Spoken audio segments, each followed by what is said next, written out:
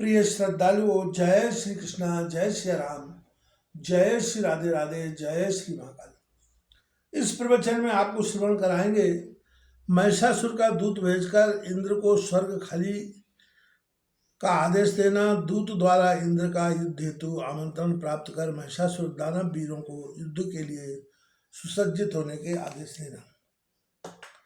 व्यास जी कहने लगे, इस प्रकार वरदान पाने के कारण अभियान युक्त उस महाबली दानव महिषासुर ने स्वर्ग पर विजय प्राप्त करने की अभिलाषा से इंद्र के पास दूत भेजा और दूत को बुलाकर उससे कहा, हे वीर, जाओ स्वर्ग में देवताओं के पास जाकर वहां इंद्र से कहो, हे सहस्त्राक्ष, तुम स्वर्ग छोड़ दो और अपनी इच्छा के अनुसार जहाँ जाना चाहो शीघ्र चले जाओ, अथवा हे देवेश, महान महिषासुर की सेवा करो।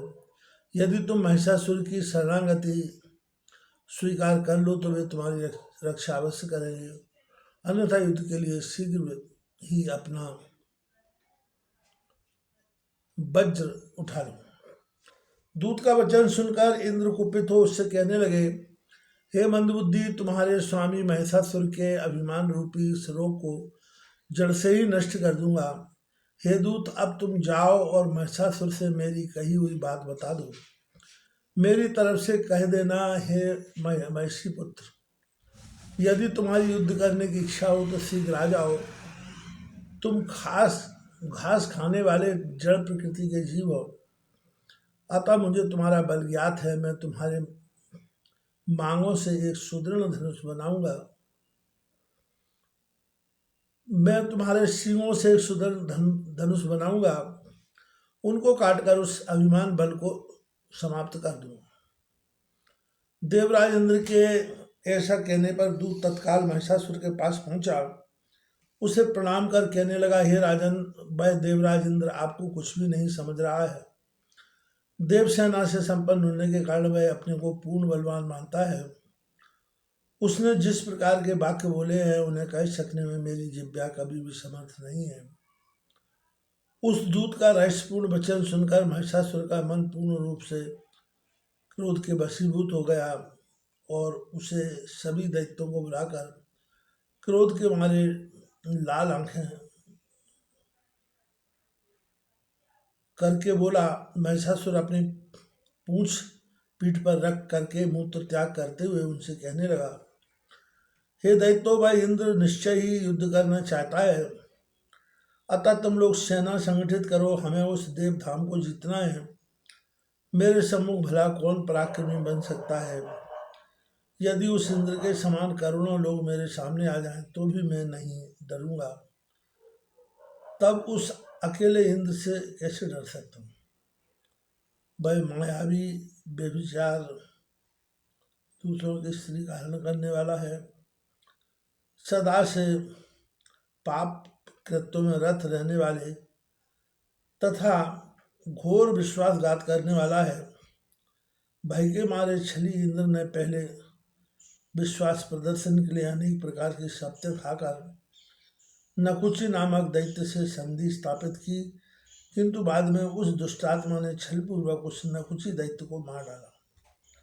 विष्णु तो कपट का आचार, मायावी, बहुरूपिया, महान पाखंडी है। उसी ने सुअर का रूप धारण कर हिरणाक्ष का वध कर दिया। नृसिंह का रूप धारण कर हिरण्यकश्यप का संहार किया। अतएव हे धनु के वंशजों में मैं उसका वशवर्ती कभी नहीं होऊंगा और न कभी देवताओं का विश्वास करूंगा। विष्णु ये दोनों मेरा क्या कर लेंगे। इनसे भी अधिक शक्तिशाली रुद्र भी युद्ध भूमि में मेरा प्रतिकार कर पाने में समर्थ नहीं है।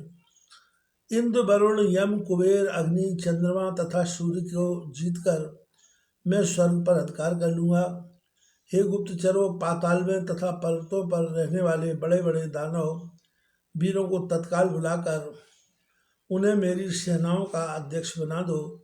मैं अपने सिंगों तथा खुरों से देवताओं को निश्चित रूप से मार डालूंगा। वरदान के प्रभाव से मुझे देवताओं से भय नहीं है। देवता, दानव तथा मानव सभी से मैं अवध हूँ।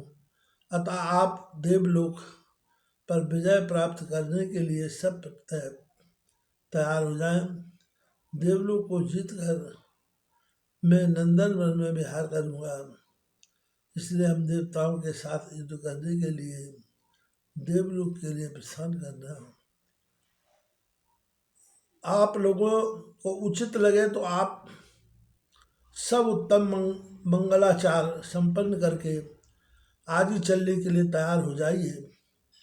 मुनि शुक्राचार्य को बुला कर उनका पूजन कीजिए और समस्त दानवों की रक्षा के लिए यज्ञ आरंभ करके उन्हें यज्ञ का आचार बना दीजिए। ऐसा आदेश कर वह पाप बुद्धि महिषासुर प्रसन्नता के साथ शीघ्र ही अपने भवन को चला गया।